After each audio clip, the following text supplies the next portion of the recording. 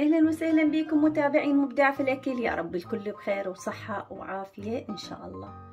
ما اتوقع بعد اكو اسرع من هاي البيتزا او اكو اسهل من عدها واكو اطيب من عدها. قرمشة بصوت بطريقة سهلة وسريعة عليكم جدا. ان شاء الله تعجبكم طريقتها. يلا ويا مبدعة نشوف طريقة عملها وكل الهلا بيكم. وهاي عندنا المواد مال البيتزا اللي هي اسهل واسرع طريقة للبيتزا، كلش سهلة وسريعة. ما يعني مستعجلة وتريدين تسوين عشاء ومحتارة. هذه العجينة مال الكاهي، عجينة الكاهي اللي هي عجينة الباف بيستري نسميها. هسه راح نبدي بيها طريقة عمل بيتزا سريعة جدا للمستعجلة ومشتهين البيتزا ومحتارة بالعشاء. كلش طريقتها سهلة. يلا ويانا نشوف طريقة عملها. هذه عندنا العجينة، هذه موادنا هنا نخليها. طبعا كجب خليت، واذا ما تحبون الكجب وتسوون سلطة البيتزا كلش سهلة وسريعة على السريع. اخليها على النار، شوية زيت، شوية معجون، ثوم على بصل مبروش جدا، او اذا ما عندكم الثوم المطحون والبصل المطحون. واخليه واملح شوية ملوحة بسيطة واخليها تغلي على النار واثخنها مثل. ولا ممكن اشوف اني طريقة الكجب تكون اسرع للي قلت لكم مستعجل. زيتون عندنا شرائح، الفطر عندنا والفلفل، وعندنا هذا الباسترمة، او عندكم مرتديلا، او عندكم لحم مثروم زايد، عندكم حشوة مال كبة، كلها تصير. جبن ايضا برشته وحضرته. وصينية الفرن خليت ورق الزبدة، ما حبيته ما عندكم ورق الزبدة. هي هذه العجينة بيها دهن كافي. راح اشيلها. دائما خلي نسهل علينا الشغلات تكون سهلة الأكلة عندنا جدا. أقطعها بهذه الطريقة وهي موجودة بيها الحد،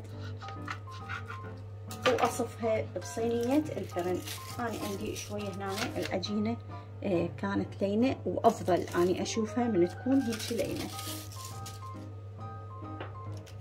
واصفها بصينية الفرن كل القطع اللي اريد اسويها والكمية اللي اريد اسويها.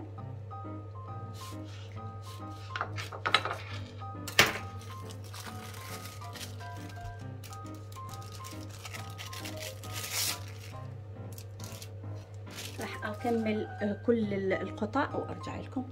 وهذه بعد ما صفيت القطع بالصينية بشوكة واثقبهم حتى ما تنتفخ عندنا هواية، تنتفخ فقط أطرافها.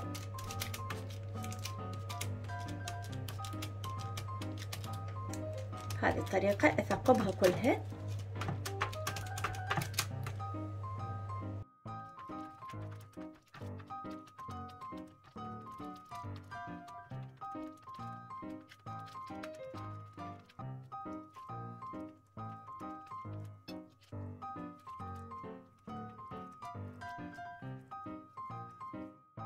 وهسه راح نبدي.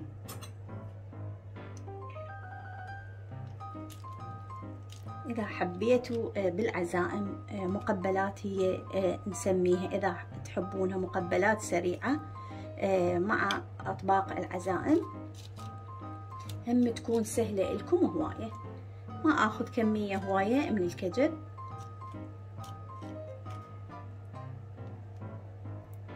أني طبعا شعلت الفرن من الأعلى ومن الأسفل حتى يحمى عندنا، لأن عندنا هاي العجينة تحب يكون الفرن حامي، لأن بداخلها زبدة كليتنا نعرفها. طريقة عملها هاي العجينة طبعا أنا سويتها بالكاهي، اللي سويته عندي موجود فيديو طريقة عمل الكاهي. فعجينتها شوية تكون سهلة. خلي شوية جبن كمية،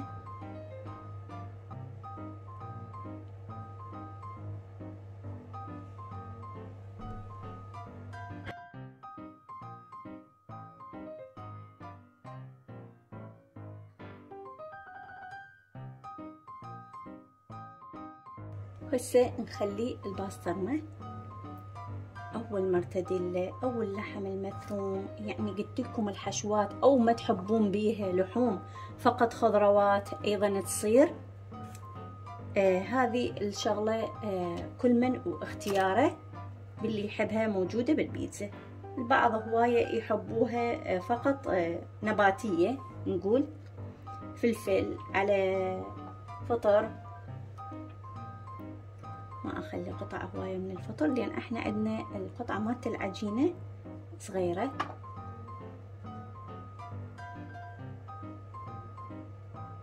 قلت لكم اسرع بيتزا.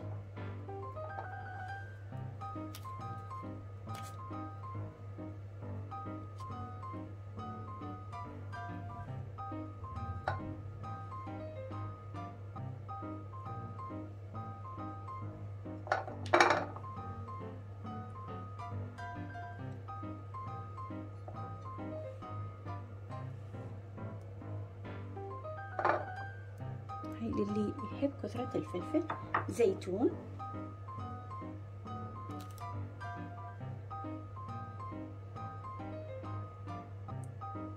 طبعا الأطفال مو كلها تحب الزيتون، البعض من عندهم أشوفوا هواية من يشوفوها بالبيتزا يشيلوا ويرموا.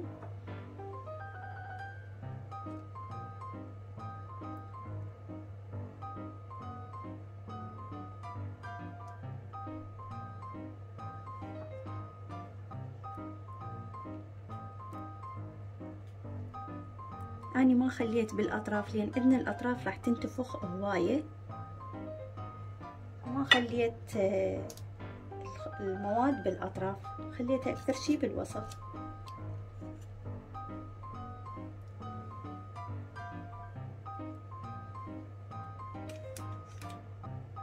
شوفوا بهذه الطريقة. وراح أضيف لها أيضا شوية جبن، كمية بسيطة من الجبن،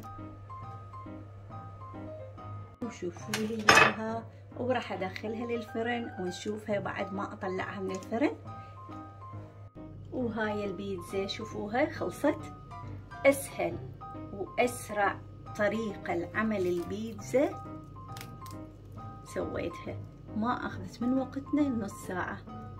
يعني نص ساعة، شنو نص ساعة بتحضيراتها؟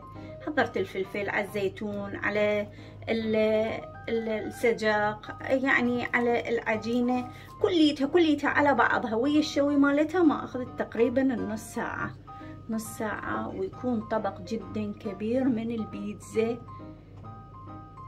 يخبل طعمه.